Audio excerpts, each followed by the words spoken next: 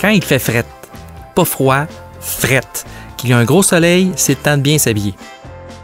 Des années 1920 aux années 1960, pour la famille Gaudreau à Magog, ce grand froid était synonyme de business. Non, ils ne vendaient pas des mitaines, ils vendaient de la glace. Et ce fret, c'était le temps de la récolte. La compagnie Frigidaire a mis en vente son premier frigo en 1916. Et c'est seulement à partir du début des années 1950 qu'une majorité de ménages en posséderont un. Donc, à l'époque des armoires à glace, non, pas ce genre d'armoire à glace, celle-ci. Donc, à l'époque, il y avait la Magog Ice. Installée dans la baie du Magog, entre ce qui est aujourd'hui le quai fédéral et le site d'observation de créatures lacustres, Joseph Hormidas Gaudreau et ses fils Ernest, Laurent et Georges fondent la Magog Ice. Pour avoir une glace de qualité Magog, il faut d'abord nettoyer la surface. Ensuite, c'est avec des scies et à la main que l'on coupait les blocs. Plus tard, on utilisera une scie mécanique pour faire ce travail. Les blocs, que l'on appelle des cakes, font 44 pouces par 22 pouces avec une épaisseur de 20 à 32 pouces. Un bloc pèse jusqu'à 700 livres.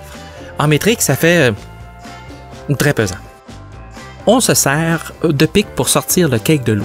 On met le cake sur le convoyeur. On place le cake dans la glacière et on le recouvre de brins de scie pour l'isoler le plus possible. Si un ouvrier tombe à l'eau, zoup, on le sort de là, on l'habille de vêtements chauds et une ponce de gin réchauffe le petit corps. Durant les mois qui suivent, la glace est entreposée dans la glacière, une bâtisse de 35 par 50 pieds qui peut contenir plus de 1500 cakes. Par la suite, elle sera distribuée via le camion aux clients, même la nuit quand c'est nécessaire. La livraison se fait sur tout le territoire, autant du côté de la ville que des campagnes aux alentours.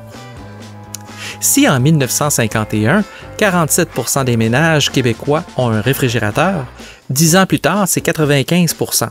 C'est essentiellement la demande de la Dominion Textile qui sera le plus gros client jusqu'à la fin des années 60, en utilisant pas moins de 700 tonnes de glace par année pour conserver les teintures de textile au froid. D'ailleurs, la glacière de la Dominion Textile est toujours debout au fond de la cour près de la rivière. Cette industrie, comme celle des réparateurs de dactylo, n'existe plus. Mais l'être humain a quand même eu l'ingéniosité de trouver beaucoup d'autres raisons pour une ponce de gin.